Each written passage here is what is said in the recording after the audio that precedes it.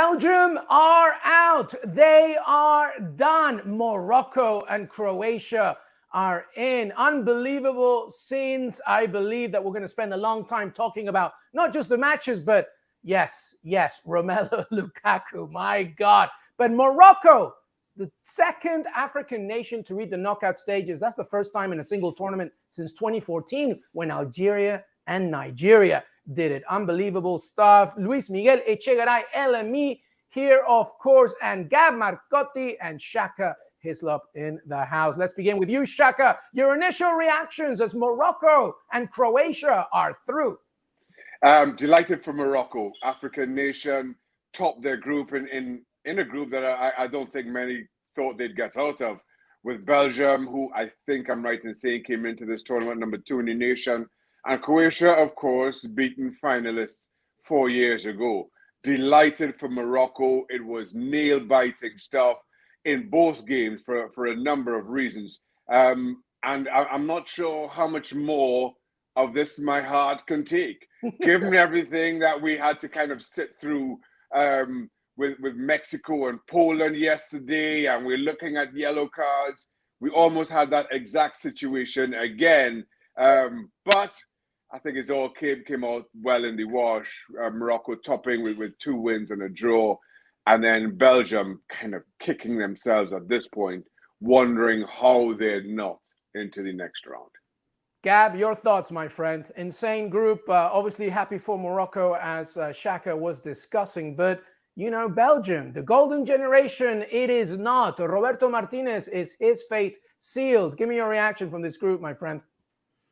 So obviously I'm going to declare my bias here because I wrote an article in the Times many years ago when all these, the sort of your hazards, Lukaku was 16, Hazard was, I think, 18 or 19 at the time. And I'm not saying I coined the term golden generation, but I felt invested that they would deliver something. And I still thought they could in this World Cup because as Vincent Kompany told us when we sat down with him, he said, you know, shut down goalkeeper, Shaka knows how important that is, and individual match winners just get to the knockout rounds and something can happen. And obviously Kevin De Bruyne, they have it. And, you know, Doku, if he plays more minutes, assuming he can, he can do it. You've got Mertens, you've got Carrasco, and Lukaku. But I have to say, they don't deserve it. They're out because they didn't deserve it. I think back to that Canada game first and foremost, and throughout I think they were really subpar. And you know, this is a nation that, lest we forget. And before we go, and I know people are going to make fun of Lukaku because we like to be cruel that way, but Belgium as a whole, the Belgian product, this is a team that I think they were number 1 in the world for 5 years, something like that. And, you know, the FIFA ratings do matter. It's about consistency over time. And that tells you that this was special. But I think in terms of winning silverware, this is where the road ends. Shaka, I want to focus more on Belgium now to Gab Marcotti's points about, you know, the rankings matter, of course. The depth matters and the talent that we've just been discussing. We have clearly such a great squad here. But, I mean, where do we point fingers here? Today was Romelu Lukaku as well. I mean, I don't want to completely blame him, but I'm just reading some stats here. His expected goals was 2.11 against Croatia today, the highest number of any player at the 2022 World Cup. I don't want to just completely focus on him. Obviously, it's a collective issue here, but was finishing the issue? Romelu Lukaku apparently in tears on the side of the pitch. Obviously, we don't wish that for anybody, you know, let alone a player that's had such an illustrious career. But what are your thoughts on Belgium, specifically on their goal-scoring situation? Listen, I really sympathize with Romelu Lukaku. In terms of Belgium's feelings over time, to Gab's point, I think you pointed the finger at Father Time. This certainly was a golden generation, to use the phrase that Gab just highlighted. But I thought that opportunity had gone some 4 years ago when they didn't get to the final, when they were knocked out in the semis themselves. That being said, though,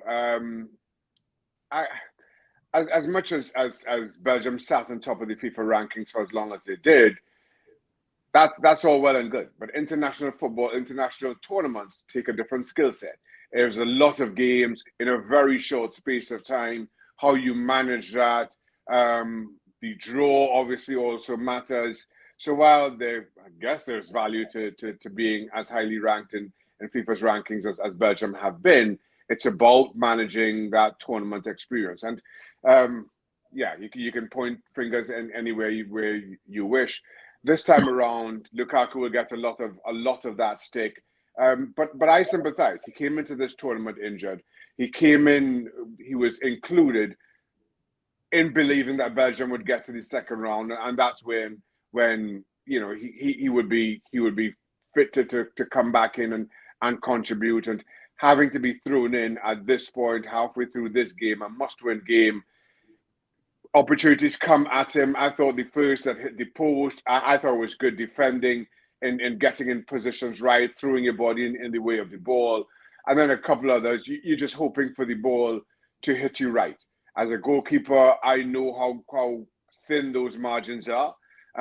So I'm better equipped to sympathize than certainly many on the internet would prove to be. But if you're Lukaku, that's scant consolation at this point in time. And has been a frustrating experience for Belgium, for an incredible squad of players for as long as they've been together, to now kind of having to retool, having to find who's next in terms of succeeding this group, and recognizing that you never really lived up to your full potential when you look at the players at Belgium's disposal over the last few years. But that's kind of like the cruelty and the absurdity of the World Cup, right? Some might say the beauty of the World Cup. Like you said, Shaka, the margins are so small, right? Any one of those Lukaku chances goes in, Belgium advance. But let's face it, over the 3 games, they probably don't deserve to advance anyway, even if one of those goes in. I think back to 2018, their masterpiece against Brazil when they played really, really well. And then they lose to France in a semifinal, which really was a freaking coin flip. Yeah. Or indeed, as Vincent Kompany told us when Jules and I sat down to talk to him, and he reminded me of this, in the group stage, again, the bizarre things that happen at World Cups. They play England in the third group game. They stuff them. Both teams advance. But England, by losing, actually have a much easier run, right, to the final. Because, let's face it, what was it? Like Colombia and Sweden, and people like that. And so, we attach so much importance to these things that happen every 4 years and its knock-on consequences and so on. But if we take a step back and are rational, in terms of, I thought the way they performed, clearly that being number one in the world for so many years matters more. In terms of what we remember and what people are going to talk about, obviously, it's going to be another failure. Speaking of thin margins, Gab, just as the games finished, we were all on here, and I just couldn't help but laugh. And Gab, Shaka, what are you laughing at? And I'm like, I'm not sure my heart could contain this. No, I think I'm right in saying that if Morocco drew with Canada and Belgium won 1-0. Now, keep in mind the chances that Belgium had, Lukaku hitting the post, Canada themselves hit the underside of the crossbar, ball coming down on the goal line. So we are talking inches, literally 2 or 3 inches at most in both those circumstances. If both of those go in, all of a sudden you've got Morocco and Croatia on the exact same points, exact same goal difference, same goal scored, same yellow cards. I think I'm right in saying. So talking about margins, so while now we're celebrating Morocco going through at the top of their group, Croatia going through second place, but for a couple of inches either way, we could be looking at a coin flip, basically, between Morocco and Croatia. We could, but it didn't happen, and here. Yeah, but my heart telling me I can't take this. Let's wrap up the Belgium conversation for a second with a question to both of you. Gab, I'll go with you first because you talked to him. Vincent Kompany, such an influential player for that national team. Obviously, there's experience with this Belgian side. There's talent, there's poise, Kevin De Bruyne, et cetera, et cetera, et cetera. Do they miss a leader like Vincent Kompany, do you think? I mean, Vincent Kompany is a phenomenal player first and foremost. There's no question that when he's not there, then you miss him, right? Even though obviously now he's older. Would they be better with young Vincent Kompany in there, or even 30-year-old Vincent Kompany? Probably. But I don't think lack of leadership was Belgium's issue in this World Cup. You know, De Bruyne is a leader in his own way. Axel Witsel, I think, is definitely a leader. Jan Vertonghen at the back, and Courtois too. You know, Courtois not a kid anymore. So I don't think it's a lack of leadership that's the issue here. I think it's simply pieces that didn't fit together very well. Heavy legs, Canada being really, really good, Morocco being really, really good, and today, actually, for much of the game, Croatia being probably better than Belgium until Belgium started creating all those chances, and those chances not going in. I mean, sometimes that's how simple football is. So Roberto Martinez is done, though, right? We're all in agreement here? Like he's leaving? Do you think? I think the technical term is the cycle is over. It's over. Yeah, you're trying to be nice and diplomatic, Gab. It's very nice of you. He's well, no, but I also think he probably wants to go do something else now as well. Of course. He's done this for a long time. He's been linked to jobs. He's turned down big, lucrative club jobs. You know, this may surprise people, but unless you coach England and sometimes Italy or Qatar, although not this guy, this is not particularly a lucrative job coaching the national team. You do not make a lot of money. You make a lot more money in club football. And Roberto certainly had his opportunities there. Yep, absolutely right. Shaka, you know, we talked about Romelu Lukaku, but there's some other players as well. I know that there's the images of him, obviously very emotional at the end of that game. Again, we've said that, we feel for him from a personal standpoint. Clearly, there's Thierry Henry consoling Romelu Lukaku, obviously detrimental for him. But, there are a lot of players in this squad. I feel that there might be some question marks if they're going to return to the international competition. Is there anybody else, do you think, that probably won't be as, featuring as much for the Belgian side? Listen, I think Belgium can and should, in some respects, have to make wholesale changes. You just look at what was an aging defense as well. There will need to be wholesale changes there. I think Eden Hazard has run his race internationally. I don't see him having the impact again at this level that he once did. Are you going to rely on Lukaku for another 4 years? De Bruyne himself is getting up in age, though his shine doesn't really seem to be dimming. Maybe between he and Courtois can prove the anchors for what's going forward. But regardless of how well those players maintain themselves, how slowly they age, if we can say that, there will be a number of changes, not just in the manager or head coach's position, but in terms of playing personnel. Belgium do need to retool. Okay, let's focus on the two teams that did qualify. We've talked about Morocco a little bit. Fantastic to see another African nation in the knockout stages. Croatia, I mean, come on, everybody. They went to the final in 2018. A few worries maybe at the very beginning of this, but, how are you feeling about Croatia, Gab, and their chances now that they enter the knockout stages?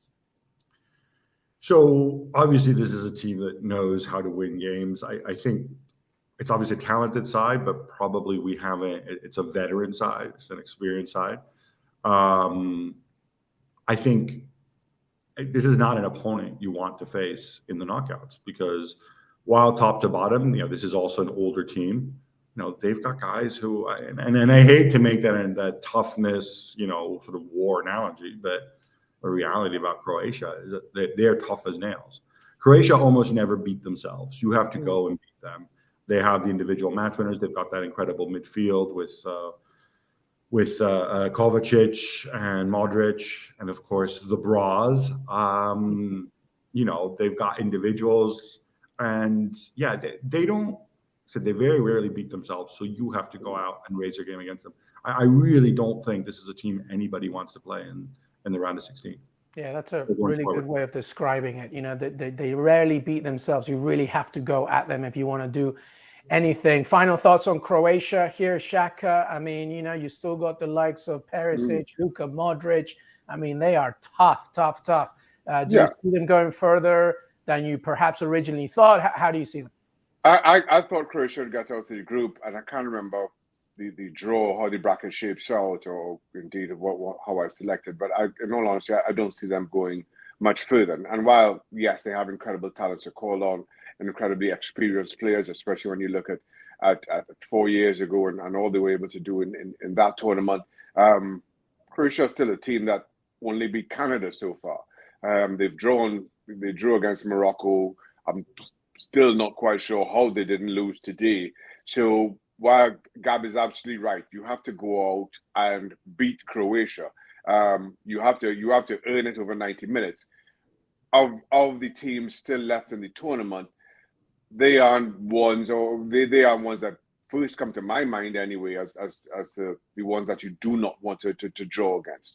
And I mean that in the greatest of respect, given everything and the players that they have. But so far, I just felt that this is a squad that possibly peaked 4 years ago. And I'm not sure that they go much further than the round of 16. Again, Well, depending on how the bracket shapes up, which yeah. I did not check before we came on air. Full disclosure. One thing is for sure, it will be interesting to see, given that this World Cup has really given us a really nice thin margin of difference between the top contenders and everybody else. Well, you can't have a World Cup match, or a match actually, without controversial decisions, courtesy of our friend VAR, and obviously there were some. So we have to welcome in Dale Johnson. The GOAT is in the house. Dale Johnson. Dale, how are you? Was your inbox filtered with questions about certain calls, specifically that offside decision with Belgium, Croatia? How did you see this game? Okay, let me just ask you straight away. That offside with the arm, etc. What would you make of it? Was it the correct decision? Was it insanity? Talk to me. Yeah, well, the bottom line is that the FIFA's new semi-automated offside does everything down to the ultimate millimetre. So if the technology says a player is in advance of the last defender, then it's going to give it offside. And that's what we're going to get used to with this technology. When we have it in the Premier League, there is a margin for error, a tolerance level, which means that this decision wouldn't have been given offside. It would have been considered too close to be an offside. It would automatically be onside. So this is what we've got with FIFA. It doesn't look good. I think that any fan looking at that image for offside will find it really difficult to work out which player's in front of which. But that's what it is. And in terms of the offside distance itself, what Lovren did challenge the defender, so there's no doubt there. But yeah, the technology says it's in advance, so the VAR's got no choice really. Dale, I can't pass up this opportunity to make fun of the Premier League here a little bit about this, right? So can you just clarify this? I don't want to be mean. The reason the Premier League says, well, it's so close, so we can't really be sure, so we won't overturn it one way or the other. The Premier League, like most European leagues, they don't have this technology. They don't have this 3D technology. They have dudes drawing line on a map. They have one VAR and one assistant. It's two people, and they literally draw lines on the screen. All right, correct me if I'm wrong here. And that's why they have to say, if it's so close, we can't do it, right? Because I just think it's funny with goal line technology, right? We don't have a debate. Oh, look, light goes on, light goes off. Oh, Hawkeye is God, is the all-seeing eye, right? Should we need to accept that's exactly what this is exactly Kalina's the head of the rest of FIFA. That's exactly his point, is that with goal line technology, we accept it. We believe in the technology. But I think there's a difference really in terms of the ball being over the line or not, and a sort of romantic notion that if an attacker is level, then he should be allowed to have a form of benefit of the doubt. And because of that, I think people just view goal line technology and offside being in a totally different way, even though the simple fact of accuracy is no different between the two technologies. Shaka, any questions for Dale? No, I'll be honest. I am totally comfortable with the technology, how it's used. I don't quite get this. Well, he's not offside enough. I what was that supposed to mean? You know, if he's offside by a millimeter and the technology allows and shows that, he's offside, and end of debate. I don't get all the swirling discussion around. Well, it's really close. The technology works. I trust in it. People love to complain. We get this. Yeah, sorry. While I have you, I wanted to ask about the. I was at the Argentina game last night, and I only sort of got to see one or two replays. But that penalty that Messi then missed, I was really surprised by that, because the referee obviously is Danny Macaulay, who's considered to be one of the best in the world. He didn't give it in real time. What do you think the VAR saw that made him go to the screen and then made Macaulay then change his mind? Because I was wondering, how is that a penalty? Well, I agree completely. I don't think there's enough in it for it to be a VAR penalty. Now, if the referee's given that on the field of play, I think it's a totally different factor. But yes, there is contact between the goalkeeper and Messi's face, so that exists. But that doesn't necessarily mean this has to be a penalty, and B, a VAR penalty, because there's a totally different threshold for the VAR to intervene in a clear and obvious error. Now, for me, that's not a penalty. I don't think the penalty that was given against Saudi Arabia was a penalty either, against Poland. And there have been some decisions in this World Cup. I was just looking at the stats actually before, and there's already been as many VAR interventions in this World Cup than there was in the entirety of the last World Cup, which was, of course, the first time we generally saw VAR, although it was some leagues before that. So it just shows that there seems to be either a lower threshold, or the referees are also almost second-guessing the protocol that the cleaner wants there to be. But it definitely feels as though the VARs aren't quite as certain in this tournament as they were in the last one. So, Dale, let's move on here with chaos, rooting for chaos. All right. I know that you were a bit disappointed that Mexico-Poland didn't end up in a sort of chaotic situation there. Obviously, fair play was taking the main narrative through this game at some point, and then obviously it evolved into a different scenario once Saudi Arabia scored that later goal. But how much chaos do you want today? Because I'm reading here, per your facts, right? If Spain lose and Germany win, Japan win the group with 6 points. Spain and Germany both have 4 points. So it needs to be a 2-0 against Spain from Japan, and Costa Rica to lose 6-0 against Germany. The currently fair play points are Spain with 1 yellow card, Germany with 3. So is this what you want? Do you want some more chaos, Dale? Talk to me. Explain how realistic can this happen? I was so disappointed we didn't get the full chaos of the positions last night, going through a random drawing of lots. That was what we really wanted. We just needed the Poland player that got booked. We just needed him to put another tackle in and get sent off. Yeah. Everything was level. But of course, as soon as he got booked, and it took a couple of minutes for the coaches to realise we've got to get him off. Someone had a whisper in the ear, obviously, and he was quickly substituted.